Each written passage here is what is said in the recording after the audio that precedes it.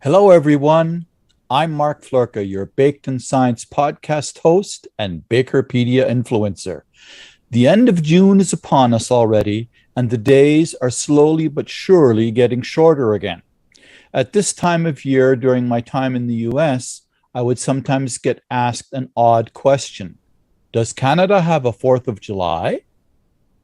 My sarcastic, cynical response would sometimes be, why, yes, of course. The 4th of July is the 4th of July all over the world and across the universe. Do Americans believe there is no 4th of July elsewhere?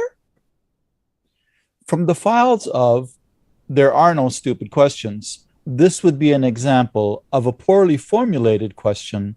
And of course, my sarcasm is an example of a stupid answer.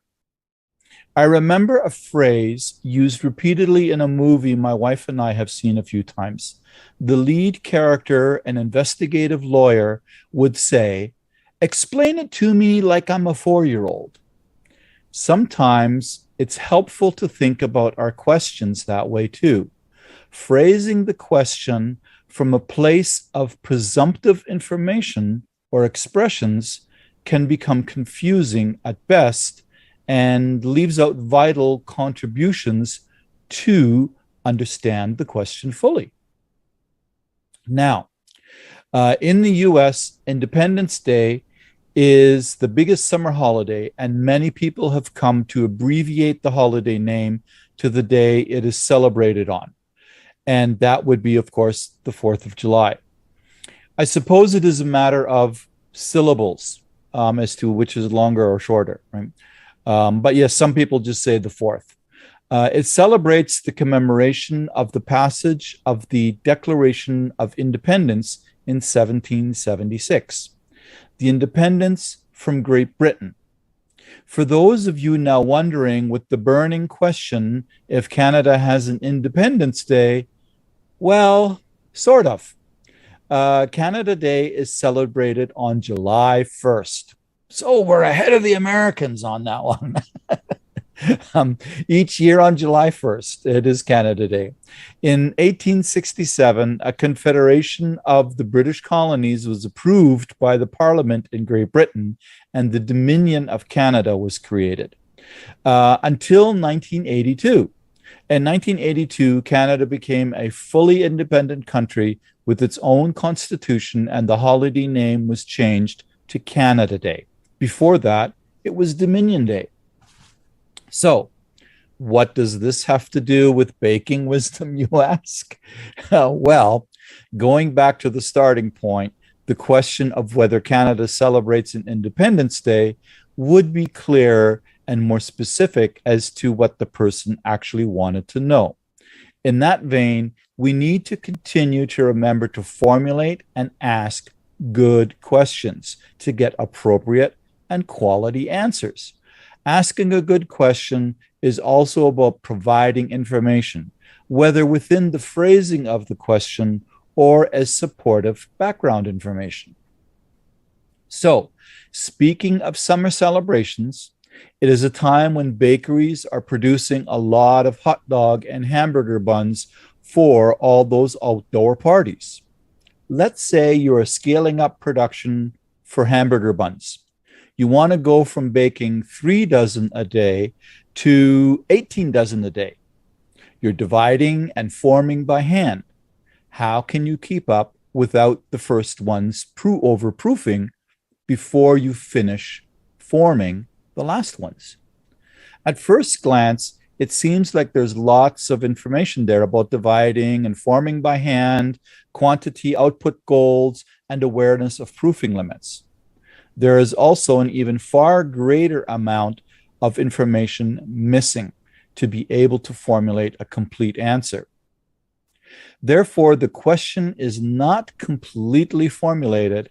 Although there is information about dividing and rounding, there is no clear indication of how long it takes and why. Also, how about baking? Is this a commercial oven with a continuous feed for baking? How are you going to fit 216 buns in your oven? How many can you bake off at a time? And how long is the bake time? So you can see this is one of those answers with more questions than answers. Yes, research is about continuing to ask questions and finding new questions in the answers. You also need to ask quality questions to be able to conduct quality research. For an experienced baking, even manually by hand dividing and shaping 200 plus buns would not take much more than 20 or 25 minutes. As the final proof is usually 45 to 60 minutes, there must be other extenuating factors that are not shared with us. Part of the instinct of humans is to help and to help solve questions. We tend to want to spring into action with an answer.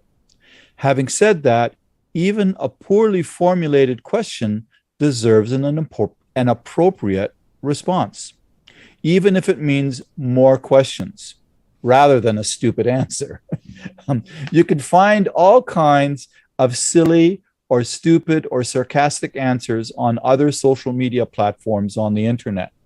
Dr. Lynn and I and others on our team have tussled with some of them from time to time.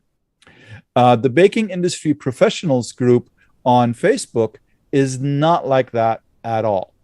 We are quite proud of all of our members that are civil and kind to each other, want to sincerely help the baking community, and keep trying to ask good questions and support all sorts of interesting queries. If you haven't already, please do join us. I really hope you will.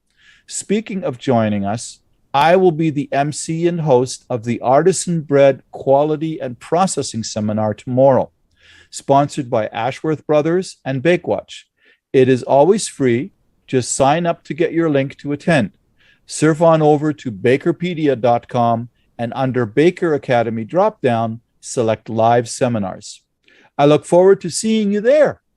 This has been your Bakerpedia Wisdom Wednesday. I'm Mark Floerke, your Baked in Science podcast host and Bakerpedia influencer. Have a wonderful Wednesday.